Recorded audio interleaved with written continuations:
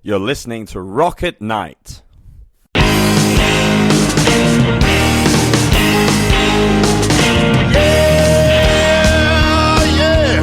are you ready?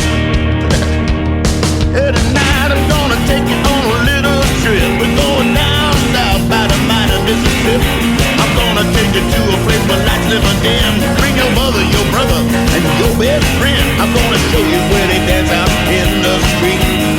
They'll tell you all about your body heat. Not gonna talk about it, just gonna do it. Get on down, if you feel up good now. Get on down. This is Charisse with Rocket Night Magazine, and today we are speaking with Ryan Allen of the Detroit band Extra Arms. I had the pleasure of seeing the band over Labor Day weekend at the Hamtramck Music Festival, and I was so impressed. I thought, first of all, I had to buy the CD, and second of all, I had to talk to you guys, and welcome to Rocket Night. Thank you very much for having me. Appreciate it. The Hamtramck Music Festival, was this your first time there? No, I've been there, I've been to it a few times, played it, I think one other time in a different band, like 12 years ago, maybe something like that, 11 years ago. So it's been a while since I've played it, but yeah, great lineup, great weekend. It was a beautiful day. The day we played, I couldn't have asked for a better experience. So it was great. It was a fantastic weekend for me. And when I saw you guys up there, I thought, wow, melodic pop punk. It made me think of the Warp Tour when I used to go, which I'm a big fan. I was really disappointed after the Warp Tour ended and everything. Yeah, I never went to it. But I mean, it was great. One of the bands that made me think of your music is Bowling for Soup. Okay. Yeah, I don't know any of their music at all. Never heard that band. You'll have to listen to them, and it's very pop punk, very catchy, and definitely check them out. Let's talk about Radar. Bunch of great songs, really catchy. I have an earworm, of course, for Inflatable Boys. Oh, cool. I picture in my head blow up dolls. I mean, that there's probably a good metaphor or analogy that I could make between the subject matter of the song and a blow up doll. So if you want me to, I can, but yeah, no, you're not far off in a way. Plastic and full of hot air. Yeah, I mean, it's basically a song about toxic masculinity, and just this like sort of obsession with puffing out our chests and being like the tough guy kind of thing, which a certain politician might somewhat represent. I should use air quotes for politician, but yeah, it's just about that kind of like mentality of like, you remember when you would like if you ever played baseball or softball, like you'd pick the teams and you'd put your hand on the bat. Yeah. Sort of go back and forth till somebody, and then the next person's putting their hand on top, and it's this like endless stream of like, no, I'm my hand's on top, no, my hand's on top, and it's just kind of like that like trying to top each other. Competitiveness, that people can get really like sucked into, and I think we're living in a time when that's like on one side of the fence being very like championed as this like this is how you should aspire to be, and belittle people and push the small person down, and I'm just like not into that. I'm not about that. I have never been and never will be, and so that song is just kind of like us rallying against that concept and that idea of just like I'm better than you. I think it's a big world, and there's a lot of different cultures and a lot of different ways to live, and there's room for everyone. And yeah, it's actually supposed to be a positive song, in that if you agree with what we're sort of like making fun of, then you can kind of get behind it. So Well, it's kind of a team mentality. My team's better than your team, and that's how it's been the last decade or more, yeah, really. yeah. You I mean, know, don't with get me wrong. I am a competitive person. I like am into sports and I'm well, I mean um politics too. Mine or, oh yeah, for anything. sure. Mine's better than yours. Yeah, I guess I just feel the need to like caveat it with like I am competitive. I'm competitive in music. Like I want to I'm honestly like in competition with myself where I'm like trying to write, whatever song I write, I want to write something better, and I think that's like healthy competition. But when you are competitive in a way that's like focused on the belittling and the like sort of diminishing of people and their beliefs, their thoughts, their See, way of life, that then that's where I take an issue with it. that's the thing. There's bullying and then there's having confidence. Yeah, for sure. There's a difference, and there's Yeah, a lot of that going on yeah, where, people put other people down to get ahead or to look better, which is yeah. Very, very much agree with you as well. Well said. If ain't up a boys get into trouble. If ain't up a boys live in a bubble, but they don't have a choice. And out of the rubble come the inflatable boys. Alright. Inflatable boys suck the air from the atmosphere. Inflatable boys shotgun another beer. They don't have a choice. It's been a real tough year for the inflatable boys. Put in a pin to see who they really are. Put in a pin to see who they really are. Put in a pin to see who they really are. Look who's making all this noise. Don't look now, it's the inflatable boys.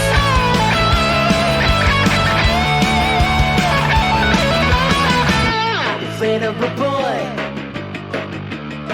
what is your problem? Inflatable boy, now you're at the bottom. You do have a choice. Just try and pop them, 'cause they're inflatable boys. Put in a pin to see who they really are. Put in a pin to see who they really are. Put in a pin to see who they really are. Look who's making all this noise. So look now, it's the inflatable boys.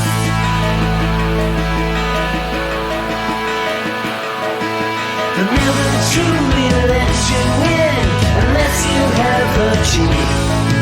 They're never very comfortable with their insecurities.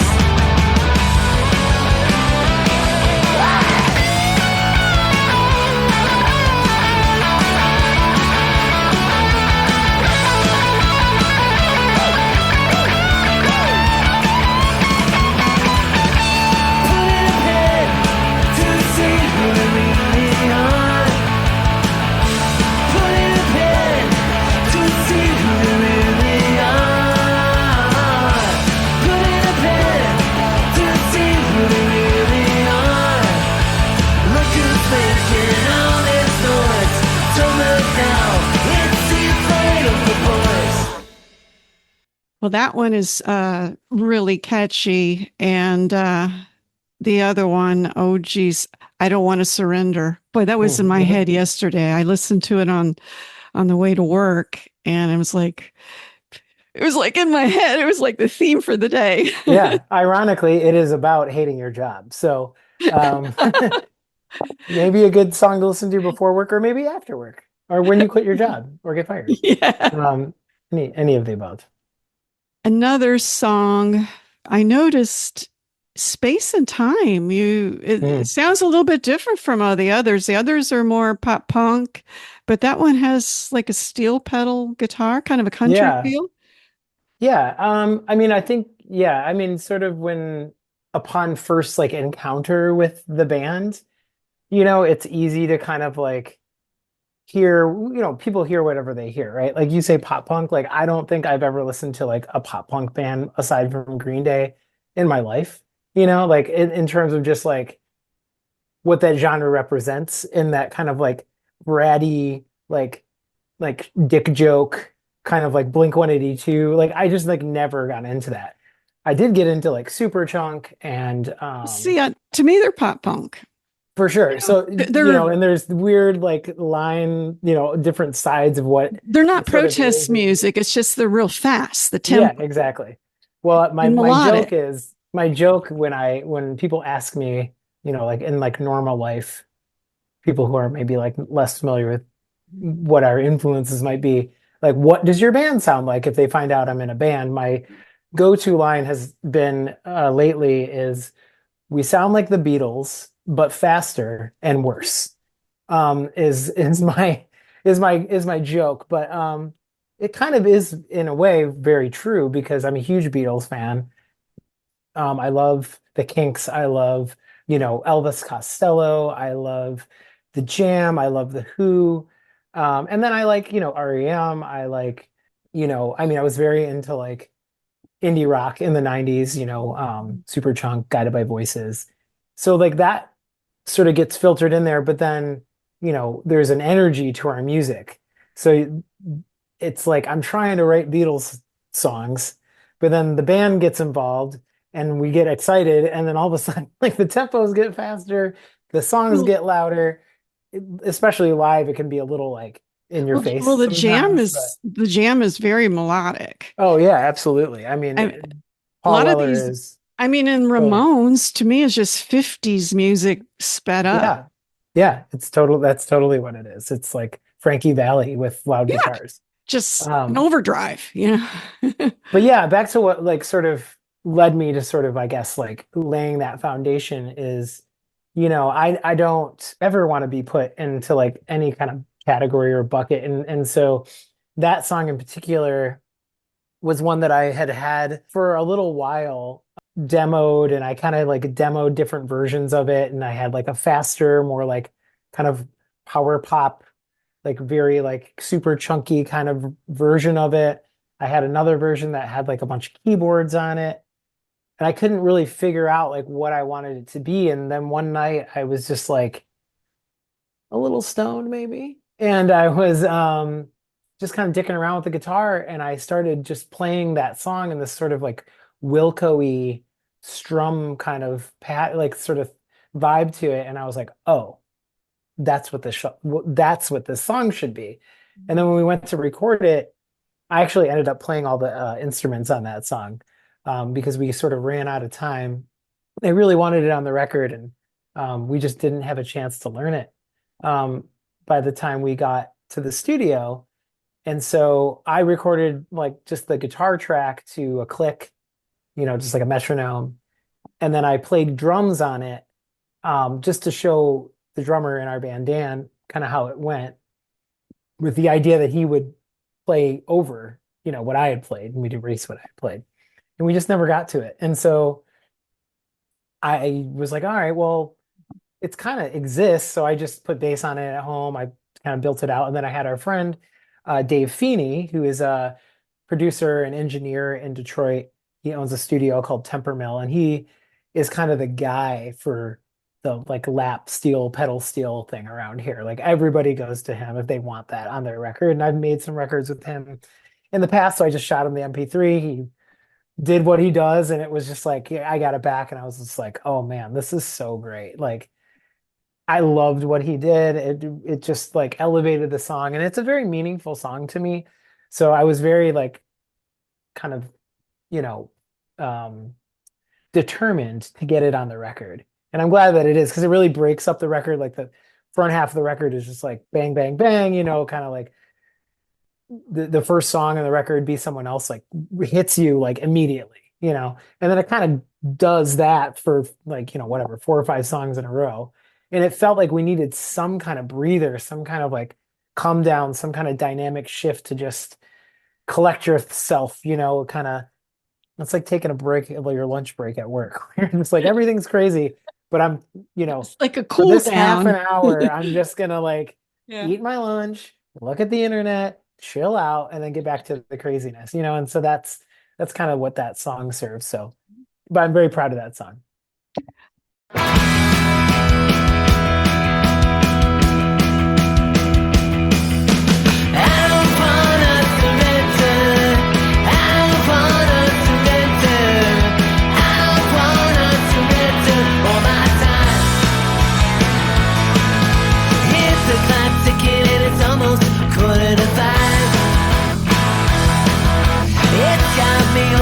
Reaching to get out your life. Let go from my shoulder and make sure I stay on task. It's like a busy soul, cause you just circle back. Cause I wanna surrender. I wanna surrender. I wanna surrender all my time. You'll just be as selfish as you take a bigger piece of the pie. You're digging us the grave we can't keep working until we die. You're acting like a pirate and making us walk the plank. Cashing in our efforts while you're taking us to the bank. We all end up in the crowd, and none of this matters anyhow. We all end up in the crowd, and none of this matters any. You've got plenty of time, you passed it round. I wanna surrender. I wanna surrender. I wanna surrender all my time. I wanna surrender. I wanna surrender. I wanna surrender all my time. All my time. All my time. All my time. Yeah. Question. You are a multi-instrumentalist. I saw before you were Ryan Allen in the Extra Arms and basically you would write the entire song yourself, but now everybody's kind of collaborating. Yeah, I kind of do it in different ways, like it sort of depends on whatever, like, I guess, phase of my songwriting journey that I'm on, which I've been on since I was a teenager, and yeah, this band started as sort of like a solo project. I used to be in a band called Thunderbirds Are Now that was sort of this like post-punk Devo, Talking Heads, Gang of Four kind of thing. Very jagged guitar. It was like, early 2000s when that kind of sound was kind of popular with, especially in New York with the Rapture and LCD Sound System and that kind of stuff. So we were kind of like in that world. Dance music. Yeah, like danceable punk music, synthesizers. Yeah. But we had guitar, like we did have a synth. We had, but the guitar and the synth were basically like fighting each other the entire time, which is kind of cool. But I have always written more like kind of straightforward pop rock songs. And so after Thunderbirds Are Now kind of wound down, I started another band called Friendly Foes, which was a very different band. It was me, a female bassist and singer, and then a drummer. It was just a 3-piece. That's where I really started writing more power pop, kind of like melodic rock songs, and I'd always written them before that, but I never really had a band that did that. And when that band started winding down, I was like, well, I'm loving doing this kind of music. This is really like what I do, this is coming from my heart, my soul. And Thunderbirds Are Now was more just like a weird experiment that kind of like took off. But I had written a bunch of songs and decided instead of forming another band, I would just make the record myself. Because I can play drums, I can play bass, I can, like get by on piano and synthesizer and sing and everything and play guitar. So that was like my first foray into doing that. So the first like Extra Arms record is actually, like you said, it's called Ryan Allen and his Extra Yeah. Arms. And I play everything on it except for some of the things that I can't play, like violin and saxophone. So I had some friends come and play, and that's where like the Extra Arms thing sort of came from. It was like, I've got two arms and I can do what I can do with them. Like an but octopus, you need the yeah, extra exactly. hands. And there's an octopus, of course, on the cover of the record, or there's like Yeah. tentacles on the record. Anyway, I'll try to make this fast. That sort of kickstarted a 10, 12 year kind of like, process of, Mhm. writing songs and then figuring out how I'm going to make a record. Sometimes it's by myself. Sometimes it was, I did one with just a drummer and I played everything else on it. But then eventually it became, I had sort of formed a backing band Mhm. and, was sort of doing the Tom Petty and the Heartbreakers kind of vibe. But the guys I was playing with at the time, they were kind of like, I could sense that they wanted to contribute more. So that's when the band sort of shifted from me doing everything on the records more or less to like, let's write some songs together. Let's see what happens. And now we've made 4 records as a band, not the same people. People have kind of come and gone over the years, but this version of the band that recorded Radar, everybody's still playing together. You obviously saw us about a month ago. And it's a really great version of the band. Everybody is just awesome to be around. Jordan, our drummer, Jordan Wright, our guitar player, Jordan Wright, is a phenomenal musician, great guitar player, awesome singer, a songwriter himself.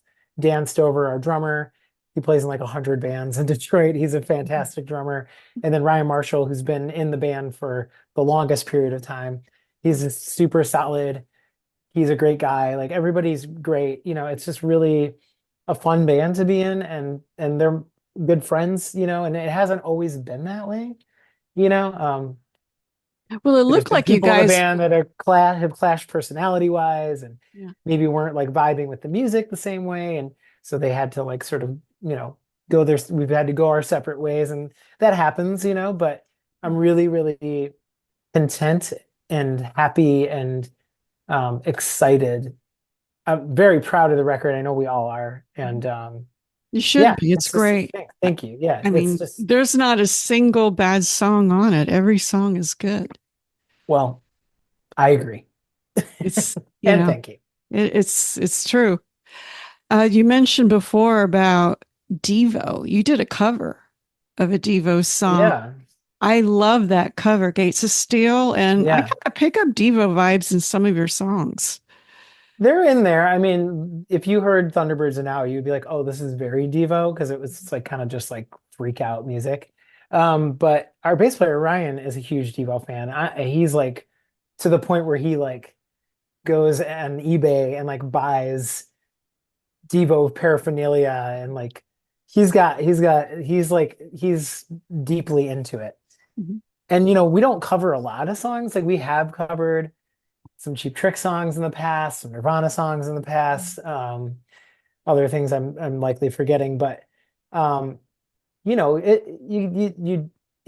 might not immediately hear Extra Arms and think Devo, but that's the fun part about being in a band and making music is you can do whatever the fuck you want. And so if Exactly. you're like, I don't know, we're a power pop band, but we're going to cover this Devo song, we can do it, because who's going to tell us no? And so it was kind of like Ryan really wanted to, our bass player really wanted to cover a Devo song. And so we did. Like Dan, our drummer, It's great. doesn't know any Devo songs probably, but Really? we worked it out and it turned out really cool. And yeah, we play it a lot actually. It's a fun song to play. And Devo are, the best. They're just the best.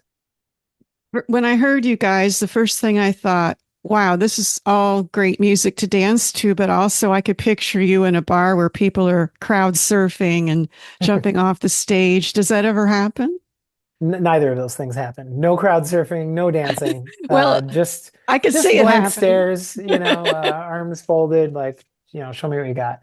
No, I mean, we've had some rowdy moments here and there. We're all a bit older now, so it's harder to get people to come out. Like that show that you saw was great because it's a festival. People are hanging out, they're there to see the whole thing. Sloan was the headliner that night, so people were there for them. And but we play some shows where there's not a lot of people there. We play some shows where there's a good crowd. If we're opening for somebody, that tends to be a little bit more, I guess fruitful for us because we're not, the no one's relying on us necessarily to bring people. So, but like I said, we're a little older now, so our our crowd is a little bit older, so they're not like Even as even rowdy old. or rambunctious as they used to be, Well, they probably. still do the circling and all that, but I cover a lot of shows, and Oh, for sure. it, Well, I I play in a yeah. hardcore band too, actually. Oh wow, I really? play Holy cow! I play guitar, excuse me, in a band called Big Life, and that's way more aggressive. And I sing a little bit in the band, but we have like a vocalist who doesn't play an instrument. He just sort of like Henry Is that Rollins what we call style. Cookie Monster growling? Not no, it's more like early Black Flag, I guess is like the best comparison. Like it's aggressive, but it's not that kind of like, it's Yeah. more like if you're familiar with like Discord Records out of Washington DC, that Minor Threat and Fugazi and um Rites of Spring and these like DC kind of punk hardcore bands are sort of affiliated with. That's kind of the vibe that we're going for. Not Is there a not real like a market for that up there in Detroit? Yeah, hardcore is huge in Detroit, actually. There's a huge festival called Tied Down that started a few years ago that a lot of hardcore bands from all over the place come in and play. It's a big deal now. And there's a pretty cool scene for it. There's like a t-shirt printing company called Edgemen Hmm. Printing, or Edgemen Printing and Embroidery, I think they're called.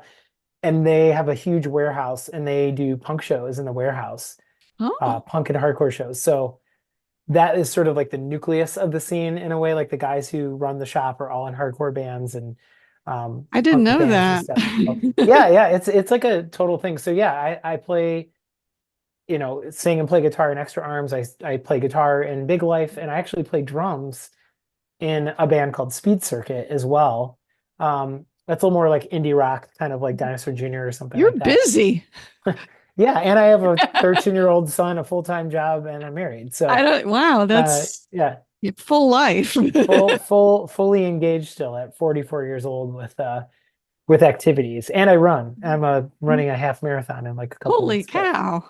yeah, I think I would give a lot of credit to my mom, who's not the type of person that ever sat around when I was a kid. She was always moving, always doing something, gardening, picking up around the house, taking us places. Like she's just a very active person and didn't really like to sit still. And I think I inherited that like restlessness from her. So I like to stay busy. I like to have projects. I like to be just, I can't just like work and then go to sleep, like even though some days I would like to just do nothing. Um, I don't know. You only live once, right? So I want to be creative. I want to leave a legacy. I want to leave a catalog of music that can be listened to forever, and it's really important to me. When not to make this morbid or something, Mhm. but it's on my mind because I actually have been working on some new songs and I just wrote a song about the idea that like, eternal life is not, no one lives forever. But if you're a creative person, your creation can be consumed in some way, like a musician. You kind of do live forever because John Lennon's been dead a long ass time and he still seems alive. You know what I That mean? is true. So, and especially like having my son's 13, like I just said, like it'll be cool for him one day when he's 70 years old. If he wants to hear his old dad's voice, he can do that. Well, does he play music or does he ever join in with you? No, he does not No? play music. He likes music. He's more into rap and stuff like that. He's really into basketball. He's a very good basketball player. I don't know if you noticed him at the show. He was kind of sitting at the merch table under the tent. But he I likes, probably saw him, but there was so Yeah. many people and Yeah, stuff yeah. going on. Yeah. he basically looks like a tiny version of me. Mhm. But he he's proud of his dad. And I he met likes your our wife, music. of course. Oh yeah, right. Yeah, Jody. Yeah, so yeah, he likes sports. He's really into basketball. He's very good at basketball.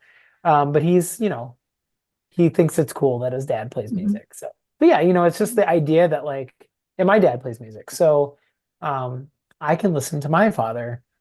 So that's where you get the creativity from, is your dad, you think? Yeah, for sure. I mean, I grew up, ever since I can remember, my dad's played Mhm. music and played in Mhm. bands and written songs and recorded, Mhm. songs. And yeah, it's always been something that's been a big part of my life. And, when I feel lucky that like I was born when I was born, Mhm. because by the time I was like 11, 12 years old, uh, grunge and like alternative music was like accessible and on the radio and on MTV, and like I just completely fell in love with it, So the combination from my dad playing and then getting into sort of like my own music all around the same time at a very impressionable age, kind of set the course for me. I haven't really been any different since. Well, a lot of the bands you mentioned that you like are older bands. I mean, and I do hear kind of a 60s garage rock nostalgic feel with some of Yeah, the songs. that was definitely like intentional too this time around, like to kind of push that a little bit, like I get really like I kind of have an obsessive mind and I get really into stuff and then I get out of it and then I get into something else and then I get out of it and during the writing of Radar, I was listening to a lot of like Nuggets, like the Nuggets compilation. Yeah. Um Like a sort greatest of like hits era stuff. Yeah. stuff, so like obscure stuff, more well-known stuff, and trying to channel some of that raw kind of garage rock Mhm. 60s Well, I'm picking up stuff on into that. it.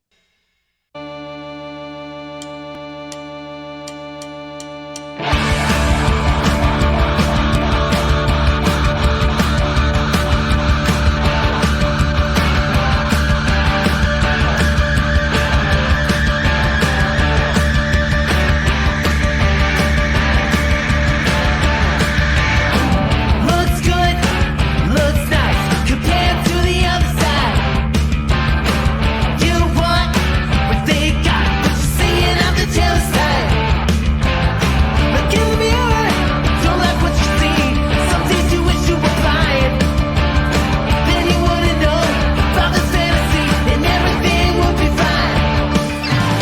They stare into your eyes, cut you down to size, and put you right on the shelf. They catch you hypnotized until you realize who you wanna be someone else. Why you wanna be someone else?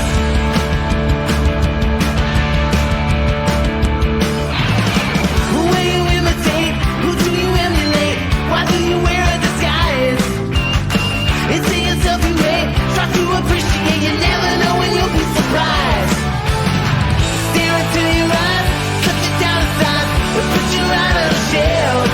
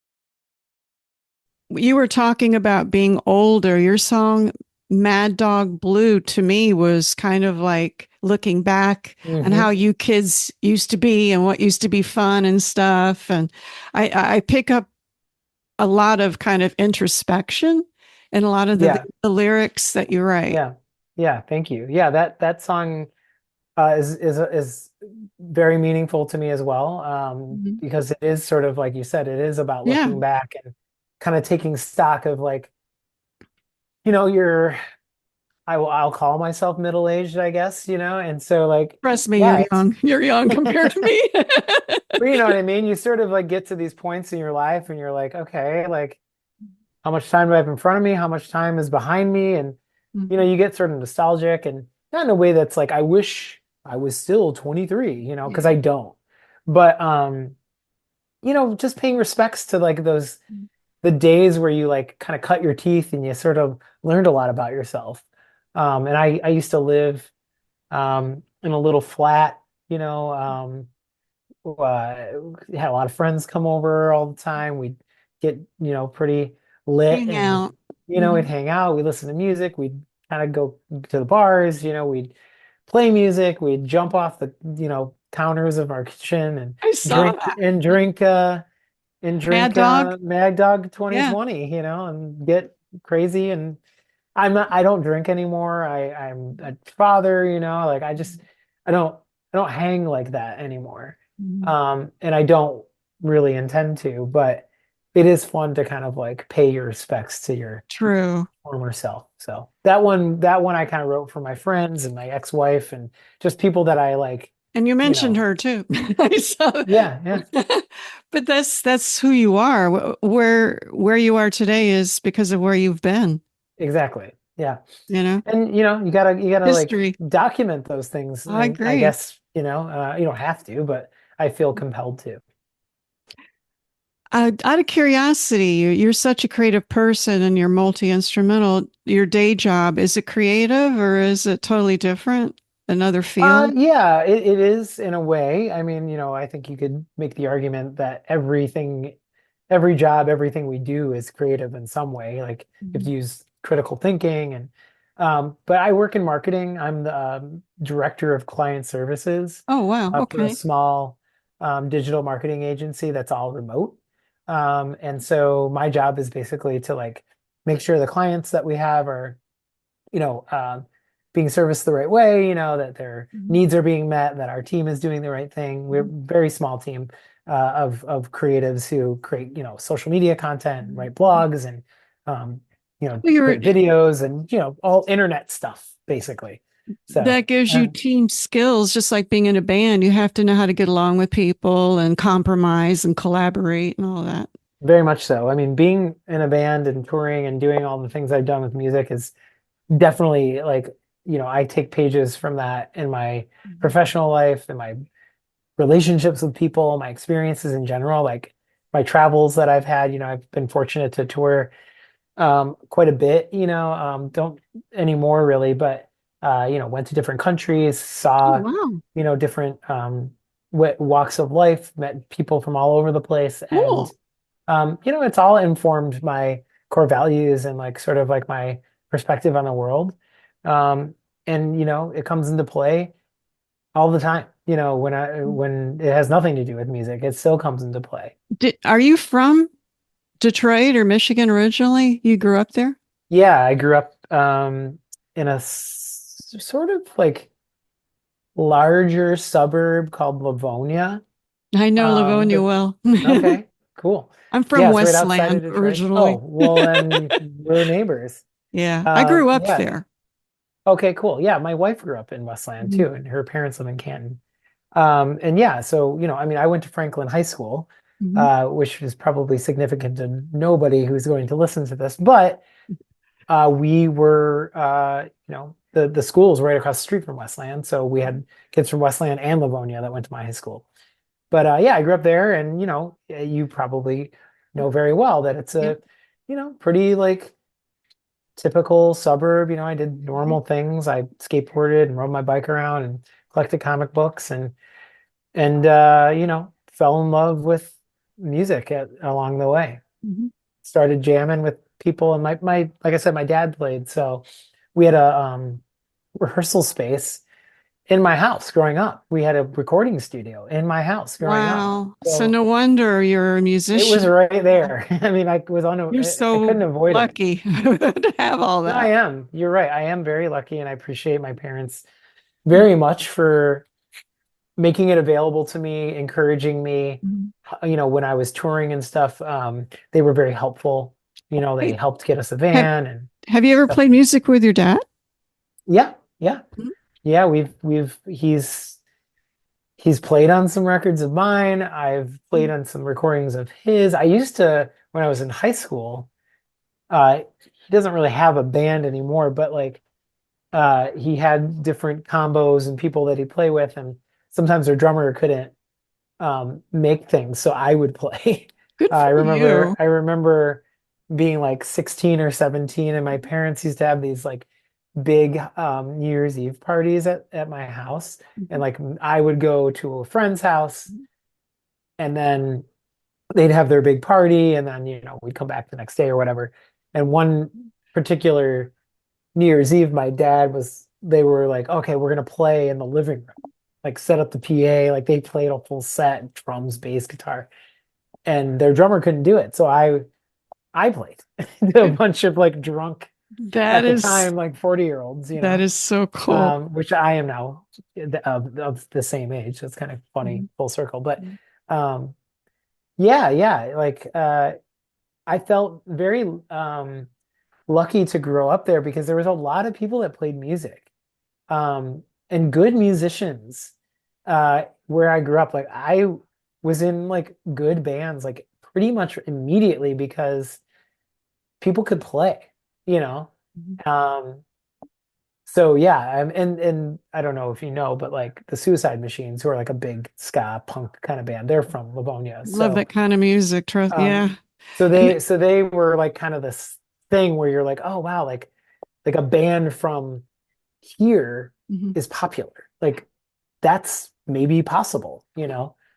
We're almost out of time, so the Yeah. clock might go off, but I have one last question. I Okay, saw a sure. video of you with Eagle Bones Falconhawk. Yeah. I love Aquabats. I saw them in Detroit a couple years ago.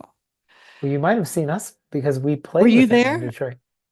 Well, I was It was at the Fillmore.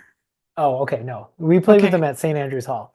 But yeah, our old guitar player, Michael, is friends with Ian, who is That's how, because I wondered how the heck did you meet Aquabats? And I'm like, I was so excited. yeah, yeah, Ian's great. He recorded a really killer guitar solo on 2 records ago, and we actually went out to California and recorded at the studio Holy where they cow. do some of their records. So he's friends with the producer that we worked with, and our former guitar player is kind of friends with all of them. I can't remember exactly how he met all of these guys, but Mhm. they're all great, all really awesome. And Paul Miner, I should give 2 shout outs. One, if we're talking about Radar, to Jeff Michael, who engineered and sort of pre-produced the record and pre-mixed the record with us. And he's got a great studio in Ann Arbor called Big Sky that if you want to make a rock record, it's a great place to go. He doesn't do a lot of rock records, does more like folk stuff and things like The that. engineering, the sound is great on this. Oh, thank you. Yeah, he did It sounds amazing job. wonderful. Yeah. Thank you. And then so he did all the engineering, and then this guy Paul Miner, who is based in Orange, California. We made a record at his studio called Buzz Bomb a couple of years ago, and ever since then, and actually even before that, he's mixed and mastered all of our records. So starting with the record called Headacre, and then the record after that, Up From Here, the last record, which is called What Is Even Happening Right Now, and then the newest one, Radar. Paul has done all of them. So big appreciation and shout out to those guys for helping us, achieve what I think is probably our best record and probably the record I'm most proud of that I've ever made. So, It's good. but couldn't have done it without obviously the guys playing in the band and also Paul and Jeff Mhm. for their talents. time is going to be up any second, but any gigs, any gigs coming up we should tell people about? I wish I had some a laundry list of gigs to read off to you, but we're kind of getting into the slow season when if your band is your hobby and not your job, you don't have as many gigs as you might want, but nothing really on the books right now. I think Extra Arms is going to go into more of a writing, kind of period and start working on some new songs. Big Life, we have a few gigs, but by the time this comes out, probably won't. They probably already happened. But we just put a record out, and so we're playing a little bit, and then Speed Circuit, the band I mentioned I play drums in, we're releasing a record in just a month or so. We have a gig on November 2nd. So yeah, All right. playing a little bit, but taking a little bit of a slowdown, and then we'll ramp back up with all. Well, the that's bands what probably winter in you do. the You go summer. in the basement and hang out and Yep. write music. So Absolutely. anyway, thanks. We're going to run out of time. Thanks. Thank you. You're listening to Rock at Night. The introductory song, Get On Down, is from blues artist Billy Bass Alford. Look for his music at ReverbNation.com.